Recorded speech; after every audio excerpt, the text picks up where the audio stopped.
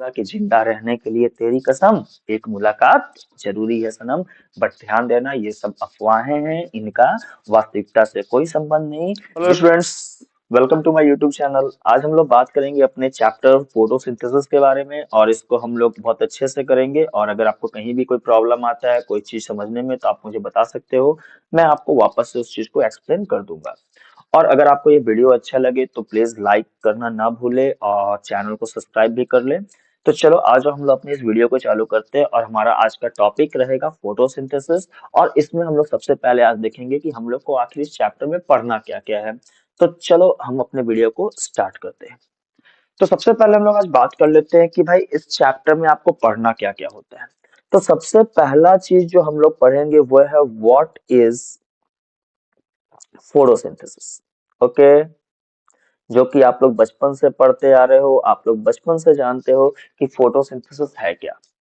दूसरी चीज हम लोग इस चैप्टर में बात करते हैं अर्ली एक्सपेरिमेंट्स को लेके।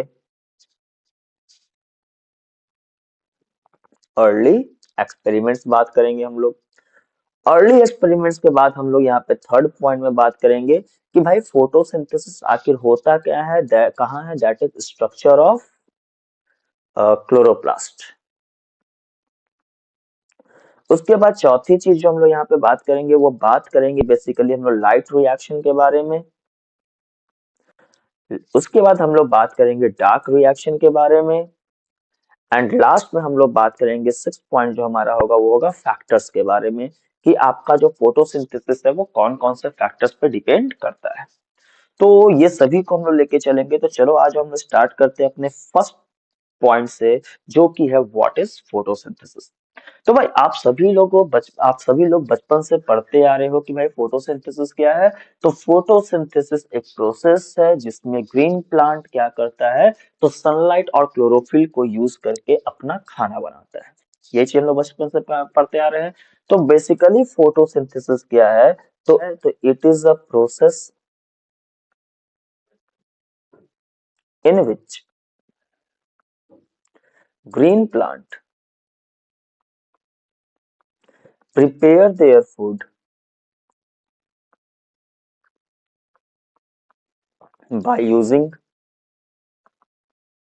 sunlight, sorry, by using CO2 and water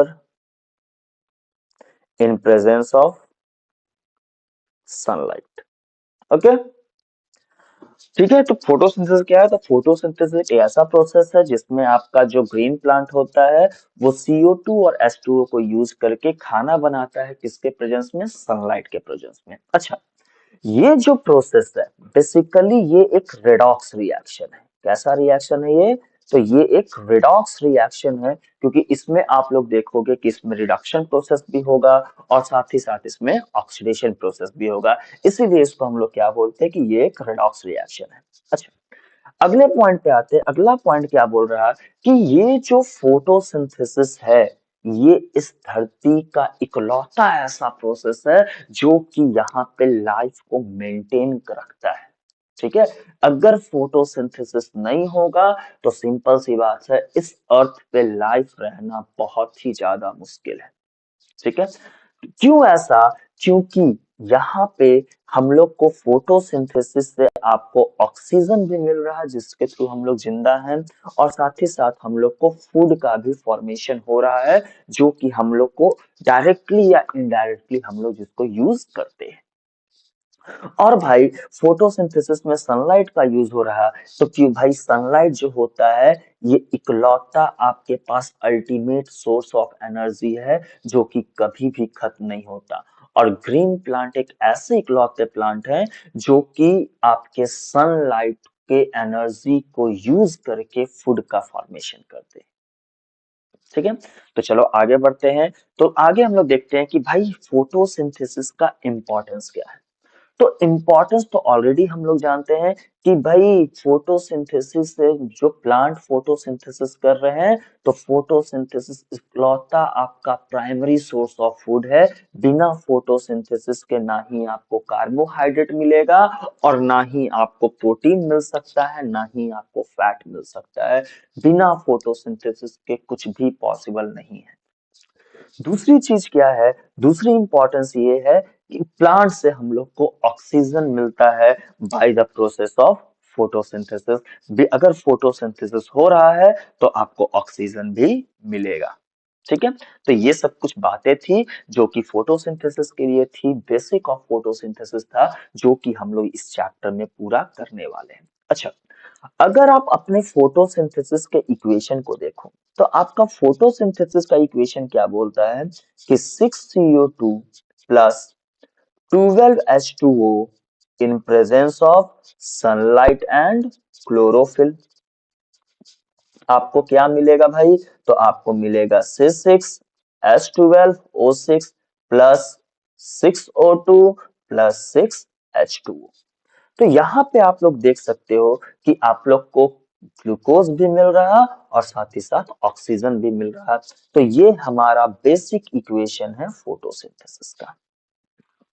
okay, तो आज हम लोग आगे बढ़ते हैं अपने इस वीडियो में, और अब हम लोग बात करेंगे अर्ली एक्सपेरिमेंट्स के बारे में जो कि फोटोसिंथेसिस के लिए किए गए थे। क्या हमें ऑलरेडी अच्छे से ऑलरेडी पता था कि फोटोसिंथेसिस नाम का कोई चीज है इस धरती पे? क्या हमारे साइंटिस्ट को क्या इसका आइडिया था कि फोटोसिंथेसिस के थ्रू ही हम लोग को ऑक्सीजन मिलता है? क्या हम लोग को फोटोसिंथेसिस की इंपॉर्टेंस पता थी, या हमें अपने ग्रीन प्लांट्स की इंपॉर्टेंस पता थी? तो भाई हम लोग को ये सब बिल्कुल भी पहले से पता नहीं था। हमारे साइंटिस्ट थे जिन्होंने डिफरेंट डिफरेंट एक्सपेरिमेंट्स किए, और एक्सपेरिमेंट्स करने के बाद आपको बताया कि भाई हमारे लाइफ में फोटोसिंथेसिस की क्या इंपॉर्टेंस है।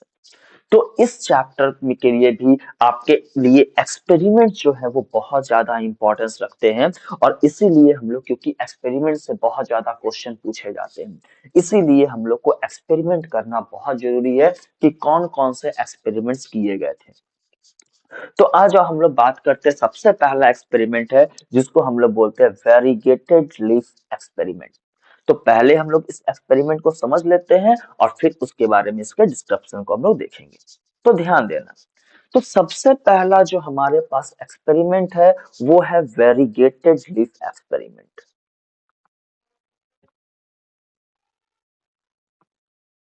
एक्सपेरिमेंट, अब आपके दिमाग में एक चीज आता है, what do you mean by variegated leaf? तो ध्यान देना, हमारे पास जो लीफ होते हैं, अगर आप ध्यान से अपने इंडोर प्लांट को देखो तो आपके इंडोर प्लांट में आपको जो लीफ मिलेंगे वो ऐसे मिलेंगे जैसे आपको लगेगा कि वो शेडेड लीफ है। शेडेड लीफ का मतलब क्या हुआ कि उसमें आपको ग्रीन पार्ट तो मिलेगा, बट साथ ही साथ आपको वहां पे कुछ अदर पार्ट भी देखने को मिलते हैं। इसको व्हाइट कर लेते हैं हम लोग, ठीक है। जैसे मान लो ये ग्रीन लीफ हो गया, और ग्रीन लीफ के साथ आपको एक शेडेड पार्ट मिल रहा है जो कि व्हाइट कलर का है। तो इस टाइप के लीफ को हम लोग क्या बोलते हैं, वेरीगेटेड लीफ, या फिर इसको हम लोग क्या बोल सकते हैं, शेडेड लीफ। क्या बोल सकते हैं इसको हम लोग, शेडेड लीफ। यानी ये ऐसे लीफ हैं जो कि शेडेड रहते हैं, जिसमें ग्रीन पार्ट भी रहता है, और साथ ही साथ इसमें आपको क्या बोलते हैं, कुछ और भी कलर्स आपको देखने को मिल सकते हैं। आपको येलो देखने को मिल सकता है, रेड देखने को मिल सकता है। तो इस टाइप के लीफ को हम लोग क्या बोलते हैं, वेरीगेटेड लीफ। अब साइंटिस्ट ने क्या किया कि इस वेरीगेटेड लीफ को रखा सनलाइट में। और जस्ट एक सन बना ले हम लोग छोटा सा, ठीक है। ये है आपका सन। इस वेरीगेटेड लीफ को कहाँ रखा गया, सनलाइट में। और जब सनलाइट में रखा गया तब फिर इसमें टेस्ट किया गया कार्बोहाइड्रेट का। और आपको अच्छे से पता होगा कि कार्बोहाइड्रेट टेस्ट के लिए हम लोग दो एक्सपेरिमेंट यूज करते हैं, या दो रिएजेंट यूज करते हैं। कार्बोहाइड्रेट टेस्ट, कार्बोहाइड्रेट टेस्ट में बेसिकली हम लोग दो काम करते हैं, या तो फेलिंग रिएजेंट को यूज करते हैं, या फिर हम लोग करते हैं बेनेडिक्ट टेस्ट।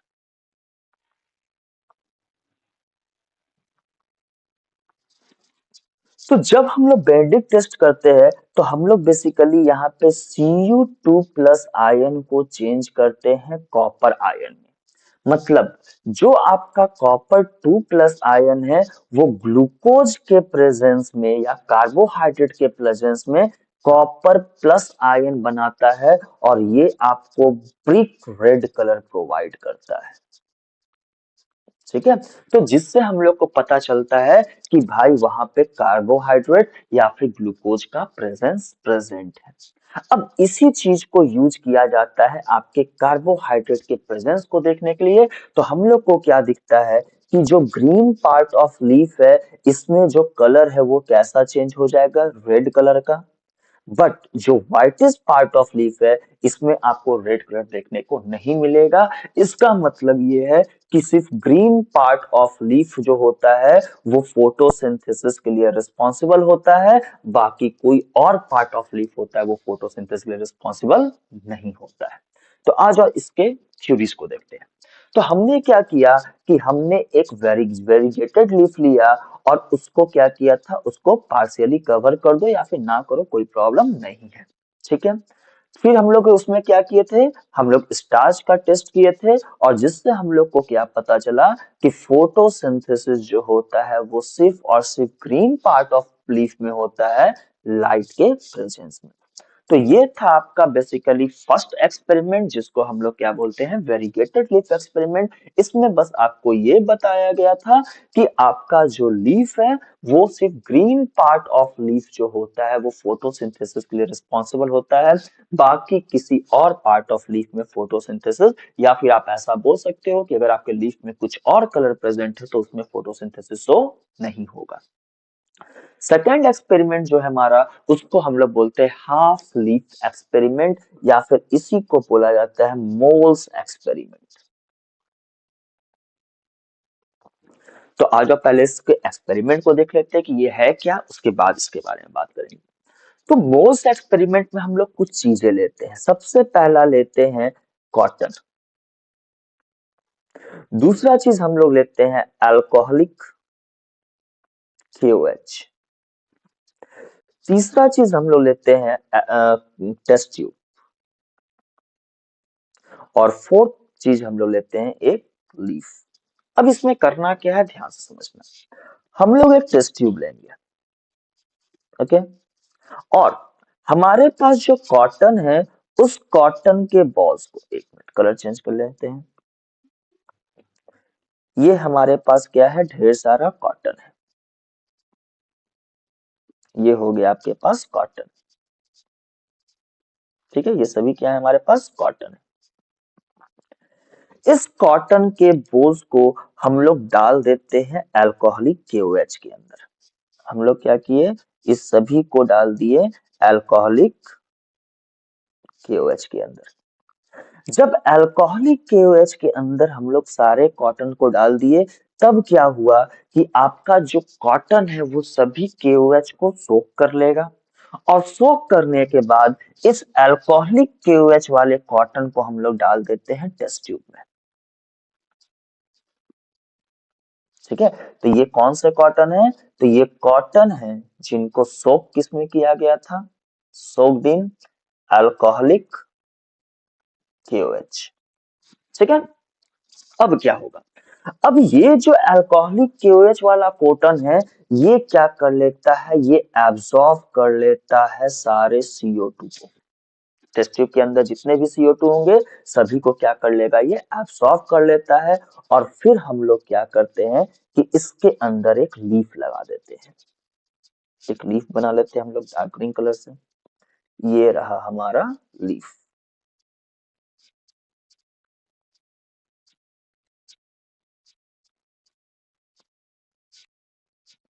एक लीफ लगा दी, ठीक है। और इसको हम लोग कंप्लीटली क्या कर देते हैं, इस तरीके से कवर्ड कर देते हैं। अब क्या हुआ, ध्यान से देखना। अब जो लीफ है उसको हमने आधा कहाँ रखा है, आधा बाहर रखा है, आधा अंदर की तरफ रखा है। अब क्या होगा कि इसके अंदर, टेस्ट ट्यूब के अंदर CO2 का प्रेजेंस नहीं है, और इसको हम लोग ले जाके सनलाइट के प्रेजेंस में क्या कर देते हैं, रख देते हैं। अब जब थोड़ी देर के बाद हम लोग इस लीफ को एक्सपेरिमेंट करते हैं, अगेन हम लोग क्या करेंगे, वही दो टेस्ट, एक था आपका बेनेडिक्ट टेस्ट और दूसरा था फेलिक्स रिएजेंट।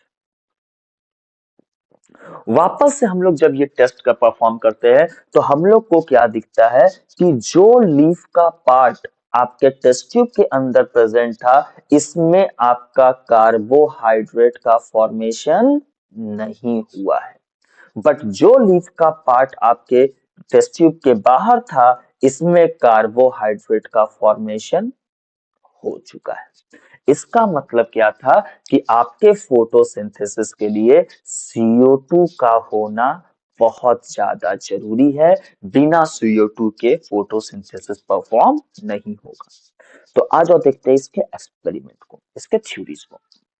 तो थ्योरीज क्या बोलता है कि एक पार्ट ऑफ लीफ है जिसको कि इंक्लोज किया गया है टेस्ट ट्यूब में और उसमें कॉटन KOH सॉफ्ट कॉटन को रखा गया है। अब हाफ ऑफ लीफ जो है वो एयर में प्रेजेंट है और आधा लीफ जो है वो कहाँ प्रेजेंट है, आपके अल्कोहलिक KOH के अंदर। इस डायग्राम को आप अच्छे से देख सकते हो।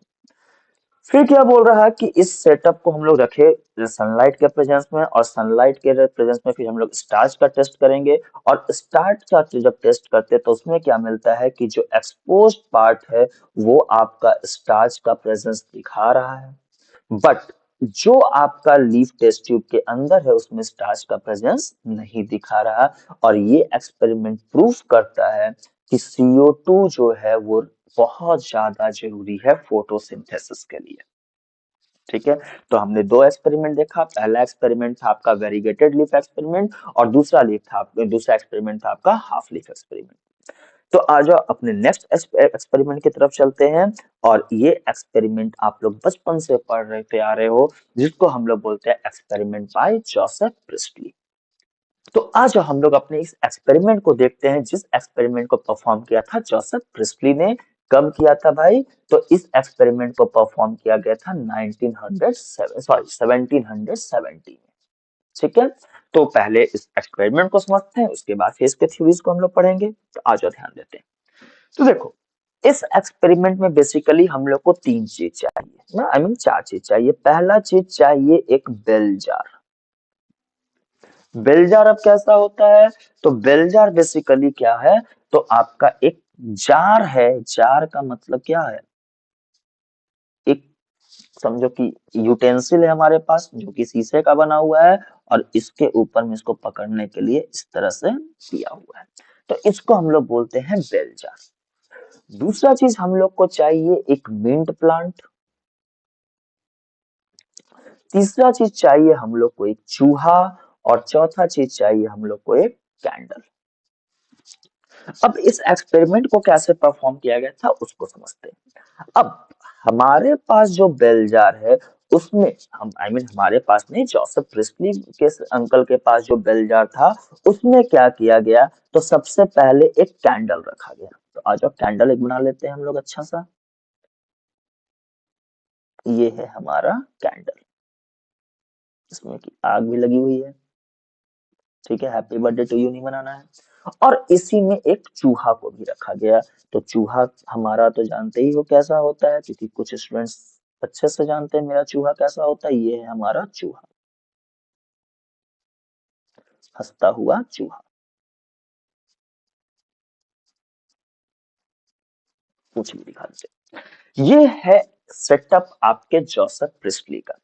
इन्होंने क्या किया, तो इन्होंने एक बेलजार लिया, बेलजार के अंदर एक चूहा और एक कैंडल को रखा।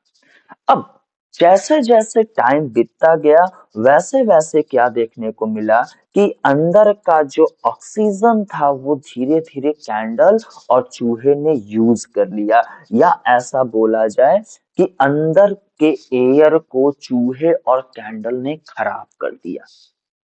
ठीक है, अंदर के एयर को चूहे और कैंडल ने क्या किया, खराब कर दिया। और खराब करने की वजह से चूहे का बर्थडे मन गया। बर्थडे कैसे मना भाई? तो हम लोग बर्थडे में मनाते तो क्या करते हैं, चाहे कैंडल को बुझा देते हैं। और साथ ही साथ हमारा चूहा जो था वो अब था हो गया।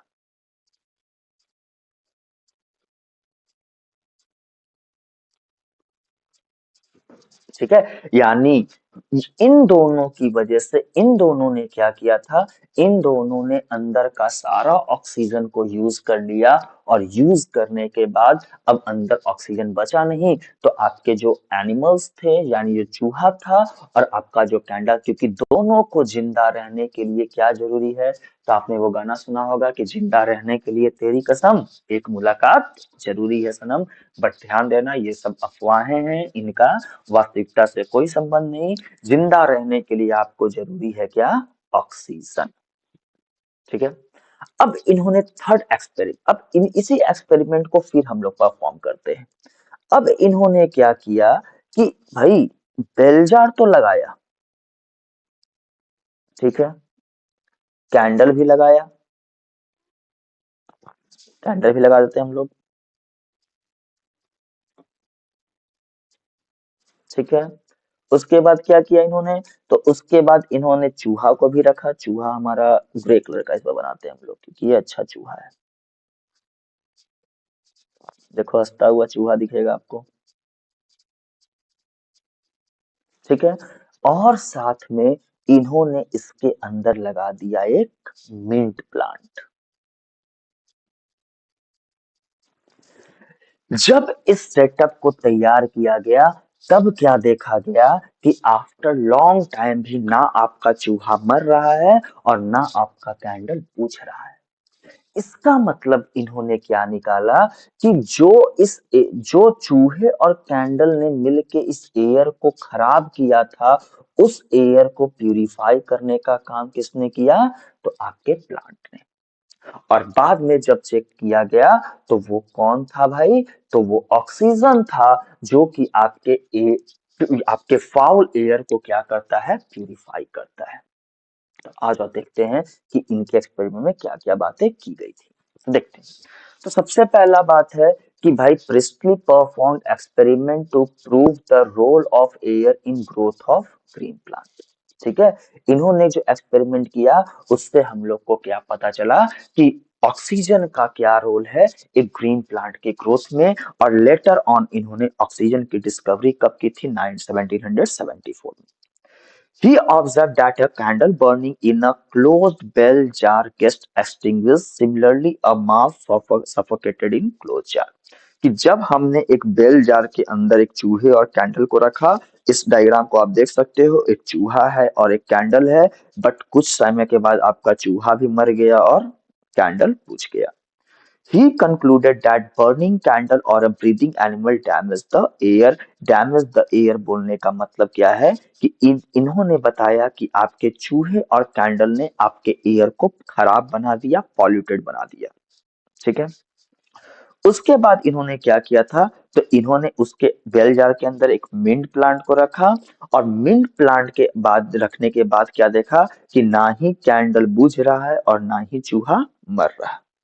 इसके बाद का जो हाइपोथेसिस इन्होंने दिया कि प्लांट जो है वो रिस्टोर कर रहा एयर को, जो कि खराब हो रहा था एनिमल और बर्निंग कैंडल की वजह से।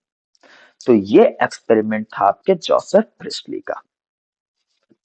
थर्ड जो एक्सपेरिमेंट है, मतलब नेक्स्ट जो एक्सपेरिमेंट है वो है आपके जैन हिंसन हॉस का, जो कि एक्सपेरिमेंट चला था काफी समय तक के लिए, ठीक है। तो आज अब बात करते हैं कि इनका एक्सपेरिमेंट क्या था। इन्होंने सेम सेटअप, यानी ये जो हमारा सेटअप है, ये जो हमारा प्लांट है, इस सेम सेटअप को रखा सनलाइट में। सेम सेटअप को कहाँ रखा गया, सनलाइट में। और इन्होंने बताया कि भाई ये जो प्लांट आपके एयर को प्यूरिफाई कर रहा है, उसके लिए सनलाइट बहुत जरूरी है, ठीक है। आज देखते हैं इन्होंने क्या बोला। He conducted the same experiment by placing it once in dark and once in sunlight. और फिर उन्होंने क्या दिखाया कि sunlight is essential to the plant for purifying the air. मतलब बिना सनलाइट के प्लांट जो है वो आपके एयर को प्यूरिफाई नहीं कर सकता। इन्होंने सेम एक्सपेरिमेंट अपने एक्वेटिक प्लांट के साथ भी किया और उसको भी सनलाइट में रखा और वहां पे आपको ऑक्सीजन का स्मॉल बबल्स देखने को मिलेगा जो कि ग्रीन प्लांट्स के अराउंड बनेगा। और बाद में पता चला था कि वो बबल्स किसका था, ऑक्सीजन का था। और इन्होंने क्या बोला कि सिर्फ ग्रीन प्लांट ही रिस्पॉन्सिबल है इस ऑक्सीजन को रिलीज करने के लिए। तो ये बेसिकली सेम एक्सपेरिमेंट था जो कि जोसेफ प्रिस्टली ने किया था। बस इन्होंने क्या इंक्लूड किया कि जो आपका प्लांट है वो आपके एयर को प्यूरिफाई कर रहा, वो सिर्फ और सिर्फ पॉसिबल कब है, जब आप उस प्लांट को सनलाइट प्रोवाइड करते हो। दूसरा, जब आप एक्वेटिक प्लांट को किसी भी सनलाइट में रखोगे पानी भर के, तो उसमें आपको स्मॉल बबल्स देखने को मिलेंगे और वो बबल्स किसके होंगे, ऑक्सीजन के। तो ये एक्सपेरिमेंट था किसका, जैन इन्जनहॉस का। थर्ड जो एक्सपेरिमेंट है वो था जूलियस वॉन सैक्स का। और इन्होंने भी एक काफी इंपॉर्टेंट चीज बताई थी। इन्होंने बताया था कि जब भी फोटोसिंथेसिस होगा तो प्लांट क्या करेगा, तो वो स्टार्च का फॉर्मेशन कर सॉरी कार्बोहाइड्रेट का फॉर्मेशन करता है। और कार्बोहाइड्रेट को किस फॉर्म में प्लांट स्टोर करता है, तो in the form of starch. अब आपसे बहुत बार क्वेश्चन पूछा जाता है कि क्यों स्टार्च के फॉर्म में ही, तो इसका आंसर छुपा है आपके बायोमोलिक्यूल्स के चैप्टर में। और इसका आंसर ये है कि ये जो स्टार्च होता है वो एक नॉन रिड्यूसिंग शुगर है। कैसा शुगर है, नॉन रिड्यूसिंग शुगर है। मतलब कि ये कहीं भी किसी भी केमिकल रिएक्शन में इन्वॉल्व नहीं होता, जिसकी वजह से ये सेल का ऑस्मोटिक प्रेशर, ऑस्मोटिक समझो कि ऑस्मोटिक प्रेशर को बदलता नहीं है। फिर क्या बोलता है कि भाई जो फोटोसिंथेसिस होगा, सॉरी, फिर क्या बोलता है कि जो फोटोसिंथेसिस होगा वो कहाँ होगा, क्लोरोप्लास्ट में होगा। क्लोरोप्लास्ट के अंदर क्या प्रेजेंट होता है, क्लोरोफिल प्रेजेंट होता है। Glucose is made in the green part of the plant, कि ग्लूकोज जब भी बनेगा तो हमेशा green part of the plant में ही बनेगा। तो ये एक्सपेरिमेंट था जूलियस वॉन सैक के पास। नेक्स्ट जो एक्सपेरिमेंट है वो काफी ज्यादा इंपॉर्टेंट एक्सपेरिमेंट है, जिसको हम लोग बोलते हैं एक्सपेरिमेंट बाय T.W. इंजलमैन, या फिर इसी को हम लोग बोलते हैं एक्शन स्पेक्ट्रम। तो पहले हम लोग इस एक्सपेरिमेंट को समझ लेंगे, फिर जब हम लोग अपने लाइट रिएक्शन वाले टॉपिक में चलेंगे तब वहां पे एक्शन स्पेक्ट्रम को हम लोग डिटेल में पढ़ेंगे। तो इन्होंने क्या क्या काम किया, आ जाओ उसको देखते हैं। तो देखो, इन्होंने सबसे पहले क्या किया, तो एक कल्चर मीडियम लिया। ये मान लो हो गया आपका कल्चर मीडियम, ठीक है। इस कल्चर मीडियम में इन्होंने ढेर सारा एरोबिक बैक्टीरिया लिया। कैसा बैक्टीरिया लिया, एरोबिक बैक्टीरिया। और साथ ही साथ यहाँ पे रखा गया एक एल्गा को, एक एल्गी को, जो कि एल्गी कौन था, आपका एक एल्गी था और उस एल्गी का नाम था क्लैडोफोरा। ये बेसिकली एक ग्रीन एल्गी है। तो इन्होंने क्या किया, इन्होंने एक एल्गी लिया जिसका नाम था क्लैडोफोरा, और ये क्लैडोफोरा क्या था, एक ग्रीन एल्गी था। अब इन्होंने, इनका एक्सपेरिमेंट बहुत ध्यान से सुनना, इन्होंने एक प्रिज्म लिया। अब प्रिज्म आपको पता है कि प्रिज्म क्या करता है, तो प्रिज्म एक व्हाइट लाइट को डिफरेंट कलर्स में, डिफरेंट वेवलेंथ ऑफ लाइट में डिस्पर्स करता है। और इन्होंने इसको प्रोवाइड किया एक व्हाइट लाइट। जब व्हाइट लाइट प्रोवाइड किया गया तो ये जो आपका जो व्हाइट लाइट है वो डिफरेंट स्पेक्ट्रम में टूटा। जैसे वियोर आप पढ़ते हो तो इधर ब्लू लाइट और इधर एक तरफ बना देते हैं रेड लाइट, ठीक है। एक तरफ ब्लू, अब बीच में बाकी सारे लाइट्स आपके आ जाएंगे, वो आप अंडरस्टूड कर लेना, ठीक है। अब क्या देखा गया, देखा ये गया कि जब आप अब लाइट प्रोवाइड हुआ और क्लैडोफोरा था, तो क्लैडोफोरा बेसिकली क्या होता है, फोटोसिंथेटिक होता है। तो क्लैडोफोरा फोटोसिंथेसिस करना क्या किया, स्टार्ट किया। और जब फोटोसिंथेसिस करना स्टार्ट किया तो जो एरोबिक बैक्टीरिया है इसको क्या मिलने लगा, इसको मिलने लगा ऑक्सीजन। और जब ऑक्सीजन मिलने लगा तो क्या देखने को मिला कि जो एरोबिक बैक्टीरिया है वो आपका मोस्टली दो जगह पे बहुत ज्यादा प्रेजेंट थे।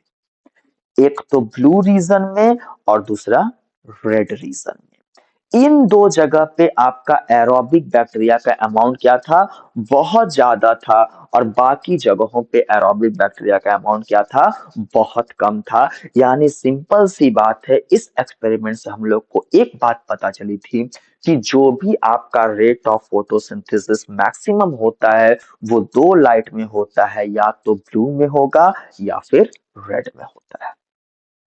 ठीक है, तो आ जाओ इनके एक्सपेरिमेंट को देखते हैं। तो इन्होंने क्या किया था, ध्यान देना।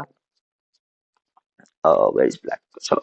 इन्होंने क्या किया था, तो ही split the light using a prism into its spectral component, illuminated a green alga placed in a suspension of aerobic bacteria. The bacteria were used to detect the site of O2 evolution. अब simple सी बात है भाई, ये देखो, ये हो गया aerobic bacteria का, ये हो गया आपका क्लैडोफोरा, ये हो गया प्रिज्म, और ये आपका लाइट जो टूटा, देखो यहाँ ब्लू कलर, यहाँ रेड कलर।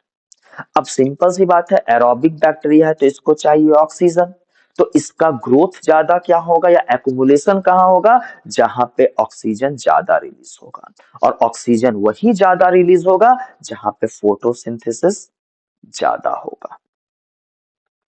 ठीक है, he observed that the bacteria accumulated mainly in the region of blue and red light. कहाँ बैक्टीरिया ज्यादा दिख रहा है आपको, तो ब्लू लाइट और रेड लाइट में। इट वॉज द फर्स्ट, ये सबसे पहला एक्शन स्पेक्ट्रम था जो कि बेसिकली क्लोरोफिल और बी ए और बी के एब्सॉर्प्शन को बताता है।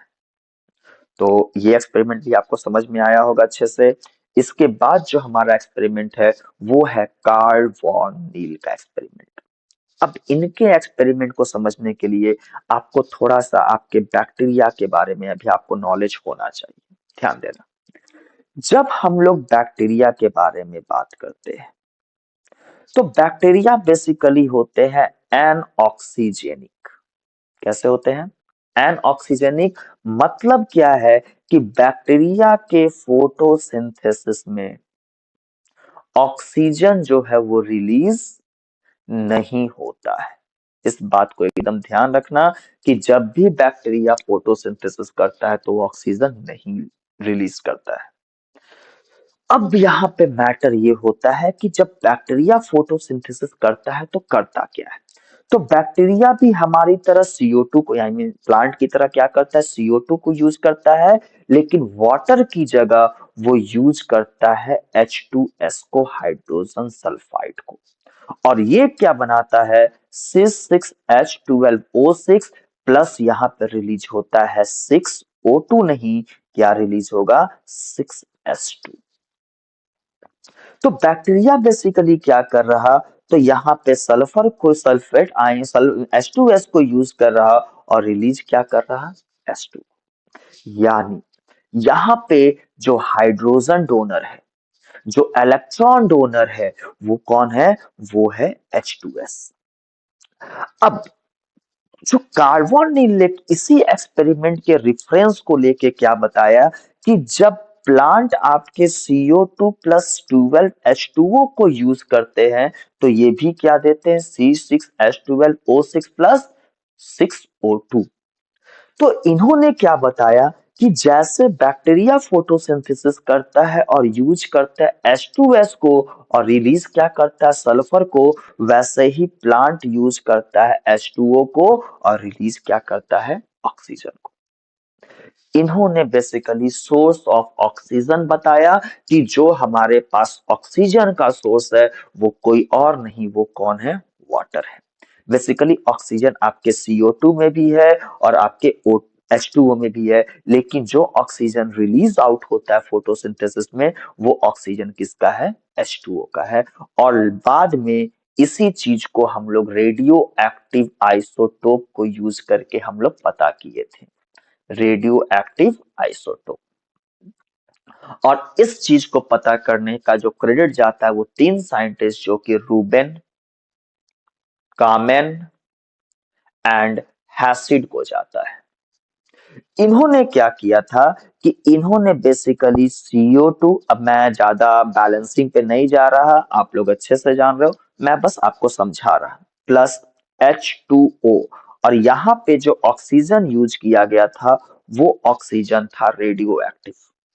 जब यहाँ पे फोटोसिंथेसिस हुआ, तो जब यहाँ पे फोटोसिंथेसिस हुआ तो फोटोसिंथेसिस में क्या देखा गया कि C6H12O6 प्लस जो ऑक्सीजन रिलीज हो रहा है वो ऑक्सीजन था रेडियो एक्टिव ऑक्सीजन, जिसकी वजह से हम लोग को रेडियो एक्टिव आइसोटोप की मदद से पता चला कि जो ऑक्सीजन रिलीज हुआ वो रिलीज कहां से हुआ है, वाटर से रिलीज हुआ है। आपके एनसीईआरटी में इन तीन साइंटिस्ट का नाम नहीं दिया हुआ है, तो आ जाओ पढ़ते हैं इसको।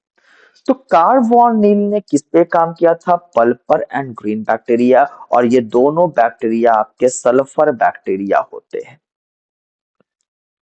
आप लोग ये बायोलॉजिकल क्लासिफिकेशन में अच्छे से पढ़े होंगे।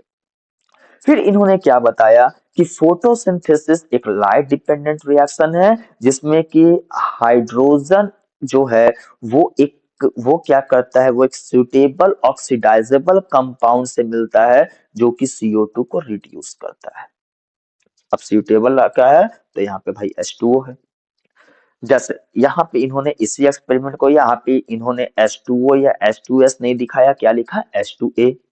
तो ए आपको यहाँ पे आप सल्फर भी मान सकते हो, ऑक्सीजन भी मान सकते हो, तो हम लोग को रिजल्ट में क्या मिला, 2A मिल गया, साथ में हमको क्या मिला, कार्बोहाइड्रेट मिल गया।